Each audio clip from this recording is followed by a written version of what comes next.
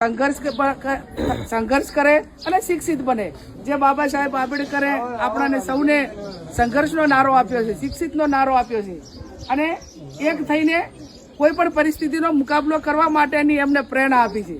બાબા સાહેબ આંબેડકરને આપણે બધા જ પ્રસંગોમાં યાદ કરીએ છીએ, પણ આપણે એમની પાસેથી શું શીખ્યા? કઈ 24 કલાકમાંથી 18 કલાક મજૂરી કરી હતી જે તે વખતે, અને એટલા માટે વિશ્વમાં એમને નામ કરીને આપણને બધાને આજે પણ જીવવા માટેના અધિકાર આપ્યા।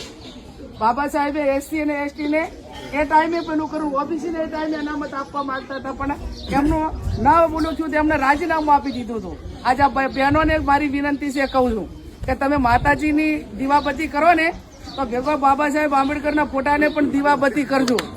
કેમ કે આ ભારતીય નારીને જીવવા માટેનો માનભેર કોઈ જીવવા માટેનો અધિકાર આપ્યો હોય તો બાબા સાહેબ આંબેડકરે આપ્યો છે। ચાહે સંપત્તિમાં ભાગીદારી હોય, ચાહે દૂધ પીતી કરવાની પ્રથા બંધ, અનેક એવા જે ખોટા કાયદાઓ હતા એ તમામ નાબૂદી કરીને મહિલાને સંવોવડી કરીને એને તમામ અધિકારો ભારતે સર્વધર્મ તમામ ધર્મની નારીઓને ભારતની અંદર જીવવા માટેનો જો કોઈ અધિકારો અને કાયદાઓ આપ્યા હોય તો એ બાબા સાહેબ આંબેડકરે આપ્યા હતા।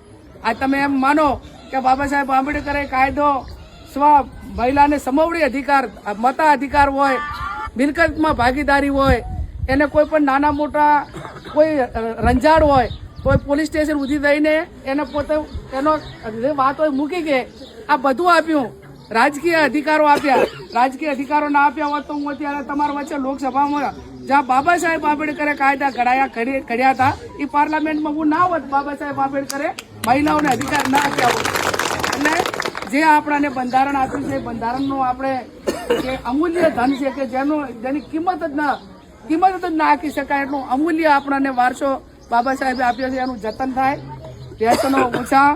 તમને બધાને જે હાથ જોડીને વિનંતી, આ વડીલો છે એ તો ખૂબ માનભેરને સંઘર્ષ કર્યો છે અને એમને એમની જિંદગી પાર પાડી। હવે નવા રવાનિયાને માથે જવાબદારી આવી છે અને જવાબદારી માથે આવી છે ત્યારે ટેકનોલોજીના માધ્યમથી અનેક બદલીઓ આવે છે, પણ આપણે આપણા પરિવારમાં, આપણા ગામમાં, આપણા સમાજમાં બદલીઓ ના આવે એની જવાબદારી હવે નવા યુવા વર્ગની છે અને એ જવાબદારી પૂરેપૂરી વહન કરી અને આવા સારા કાર્યો થતા હોય સામાજિક, એમાં બધા સહકાર આપો।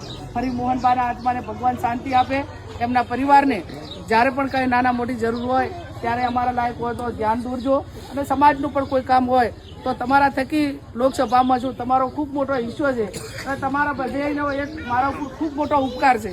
એટલે હંમેશા ઉપકાર ઉતારવા માટે મારાથી જેટલા થાય એટલા પ્રયત્ન કરી અને નાના મોટું પર્સનલી